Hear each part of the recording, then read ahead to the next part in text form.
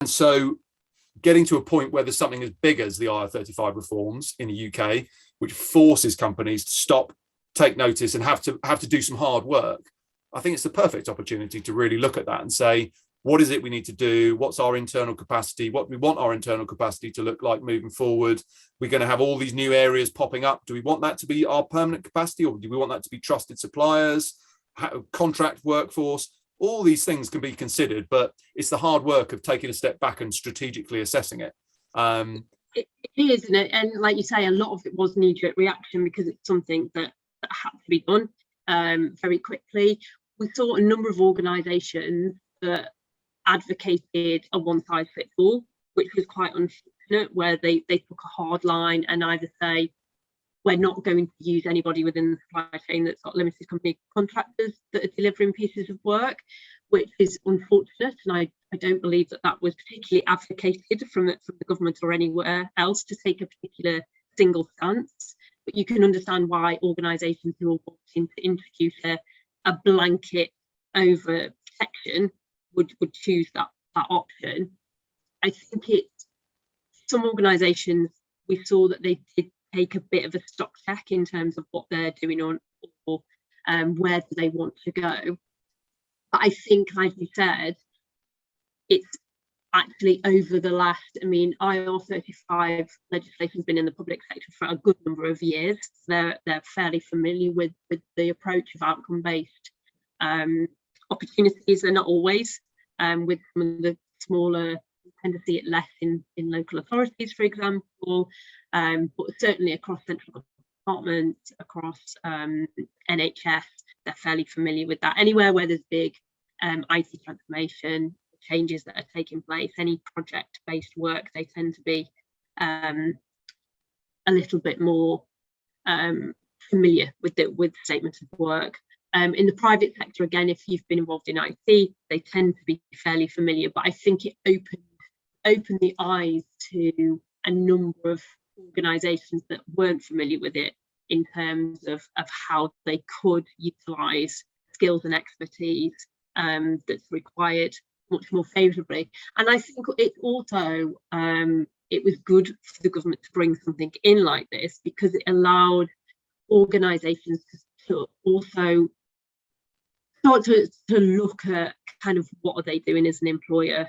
So looking at kind of like the value piece. I mean, I think, and this is generalising, so I appreciate this is not all organisations, there's been generally a lack of investment for training existing staff. Notwithstanding that, in terms of the pace of change, so for IT skills, we've got a massive shortage in the UK, and we've also had quite a big reliance from Europe until Brexit occurred. So I think there's a number of different factors which has impacted the UK from a talent perspective, kind of almost simultaneously, or one after another, where it starts to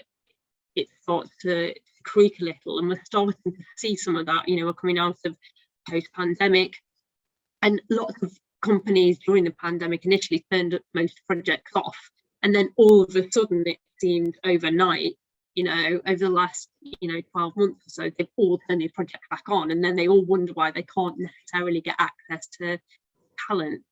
So I think working with companies that can supply in statement of work, who've got teams that can come in and support the organisation for specific projects, I think that's the better utilisation, flexible aspect to utilise resources in an outcome-based activity, compared to necessarily trying to find somebody perm who I know the core of the business often get asked for a magical unicorn. Have somebody got XYZ skills, but they also need to be able to do A, B, and C, and we also, we're not quite keen on the market rate, so actually we need to pay them a little bit less as well. And it's just like you're trying to mix too many roles together to try and get that magical person. This is actually 2 separate roles or 3 separate roles. Actually, you don't need, and it's working with organisations, you don't need those 3 people full time. If you let us manage the project, we can bring those people in and utilise those resources much more effectively. But it's not all about bringing them in for 3 months, 6 months, 12 months on a full-time basis. let's utilize the skills where we need to at appropriate points within the project, rather than having a huge overhead and cost for these people at the time that you really don't need.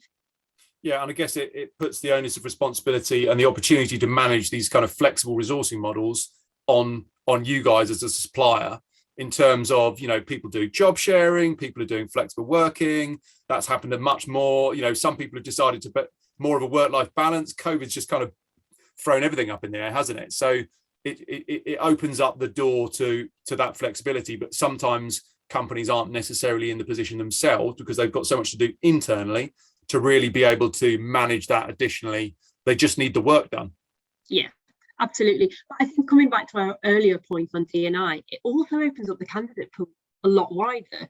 You might get somebody with amazing expertise that has just returned from paternity leave or maternity leave, and they're not looking to go back full time because they've got caring responsibilities for younger children, or they want more flexible hours where they're quite happy to be paid on the outcome that they're going to deliver. But it's up to them to decide when and how they're going to work, but they actually want a fair and decent rate for doing that as well. So it's really about, you know, where we can look at bringing resources in and extending that talent pool to actually bring in additional skills and expertise that ordinarily might have been lost from the employment pool, because it just, the 9 to 5, being in an office, even with more hybrid and flexible working, you know, being in an office 2 days a week, it's still quite a big commitment for some people.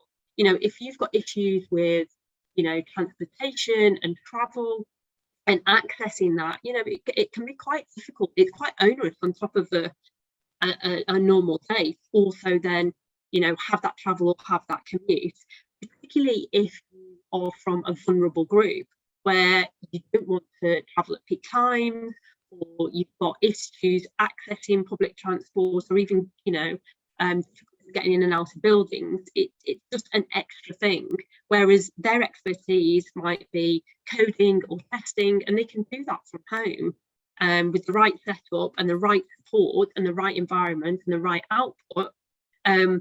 They can do that, but they're not confined to this, you know, traditional 9 to 5, X number of days in the office, but they're still delivering the output.